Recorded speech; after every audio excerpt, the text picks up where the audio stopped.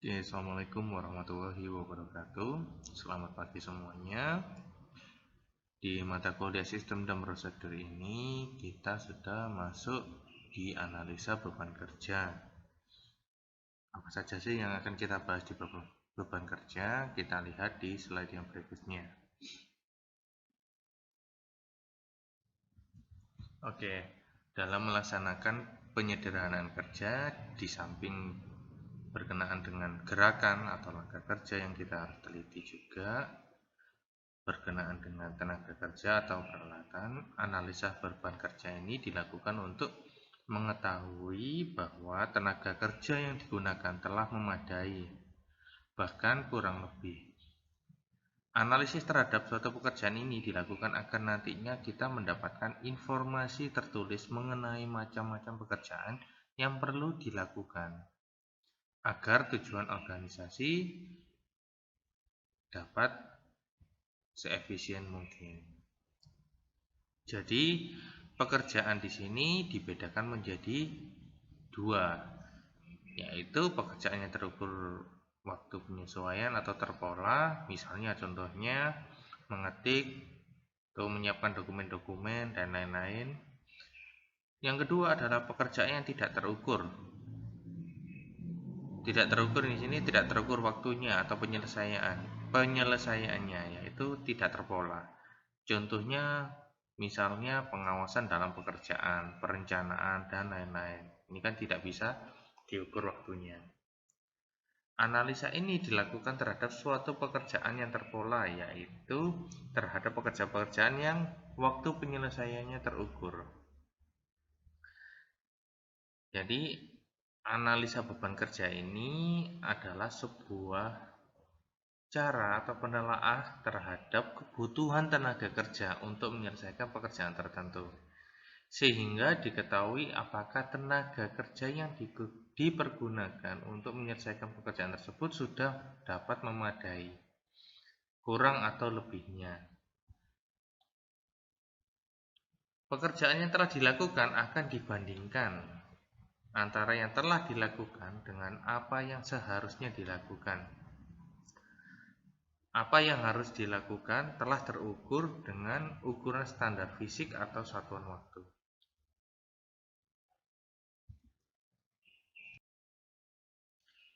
Oke, untuk rumus perhitungannya, untuk rumus kebutuhan tenaga kerja ya. Rumus kebutuhan tenaga kerja yaitu waktu efektif dibanding jam kerja kantor dikali 1 unit. Jadi waktu efektif atau waktu real itu sama dengan waktu nyata yang akan dipergunakan untuk menyelesaikan suatu pekerjaan dapat diperoleh dengan cara mengukur langsung atau lamanya menyelesaikan pekerjaan tersebut. Nah, ini kita sudah pernah bahas dulu di time and motion study ya. Ya, ini gunanya time and motion study itu gunanya untuk ini. Yang kedua adalah jam kerja kantor. Jam kerja kantor adalah waktu yang tersedia untuk melaksanakan kerja kantor. Penggunaan jam kerja kantor menggunakan kondisi umumnya, yaitu 80% dari jam kerja, karena tidak mungkin waktu yang tersedia 100% digunakan untuk bekerja semua. Biasanya kerja kan juga ada istirahat atau ada break, mau sholat, mau makan siang. Nah, apa ini dikasih standarnya 80%, walaupun nggak semuanya pakai 80%. Unit diartikan sebagai tenaga kerja, beban kerja atau yang lainnya. Nah, ini ada contohnya, kita pakai jam kerja kantor, contoh ya, ini contoh. Jadi nggak semuanya jamnya harus jam 8 sampai 14, enggak. Jadi saya kasih contoh jam kerja kantor adalah jam 8 sampai jam 2. Ini biasanya di kantor-kantor pemerintah urusan pelayanan, makanya saya pakai contoh 8 sampai 14. Jadi jam kerja kantornya 8 jam. Istirahatnya 1 jam. Jadi jam kerja yang tersedia atau yang efektif yang dijalannya hanya 7 jam. Jadi kalau jam kerja standarnya adalah 80% dikali 7 jam sama dengan 5,6 jam atau 336 menit. Ini masih lanjutannya dari tadi ya. Jadi contohnya di dalam suatu kantor terdapat 3 macam pekerjaan utama, yaitu contohnya mengetik surat, menangani surat masuk, membuatkan laporan, yang semuanya dilakukan oleh satu orang. Jadi lamanya penyelesaian pekerjaan ini dihitung di tabel di bawah, di contohnya ini ya. Jadi mengetik surat waktunya diestimasi 15 menit untuk per surat. Volumenya adalah jumlah surat yang dibuat. Ini contohnya ada 10. Total waktunya jadi 15 dikali 10 menit, yaitu 150 menit. Surat masuk, ini mengelola surat masuk ya. Ini waktunya 10 menit, jumlahnya ada 15, jadi total waktu 15 menit. Yang ketiga adalah membuat laporan. Membuat laporan ini waktunya 60 menit. Volumenya ada 5, jadi ada 5 laporan. Total waktu ada 300 menit. Di total semuanya waktunya yang diperlukan untuk menyelesaikan 3 pekerjaan ini adalah 600 menit. Jadi untuk mengukur kebutuhan tenaga kerja, rumusnya yang tadi kita tulis yaitu waktu efektif dibagi jam kerja kantor dikali 1 unit. Jadi tadi jumlah jam kerjanya yang efektif ada 600 jam. 600 menit. Dibagi 336 ini adalah waktu yang kita sudah hitung tadi, dikali 80% itu adalah jumlahnya 336. Dikali 1 unit. Totalnya adalah 1,78. Nah, karena ini adalah satuannya manusia, maka kita bulatkan menjadi 2 tenaga kerja. Kayak gini ya rumusnya.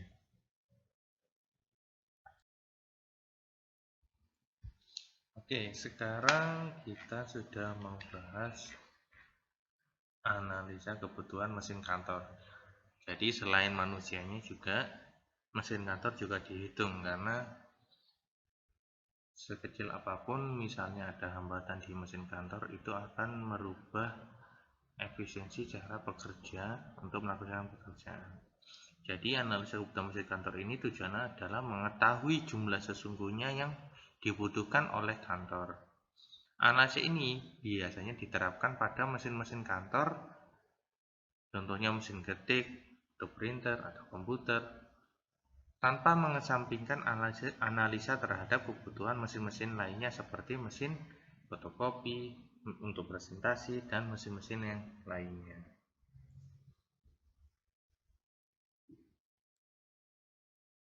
Jadi rumus untuk menghitung kebutuhan mesin kantor itu adalah waktu efektif atau WE dibanding jam kerja kantor atau JKK dikali 1 mesin kantor. Jadi ini kita kasih contoh real ya.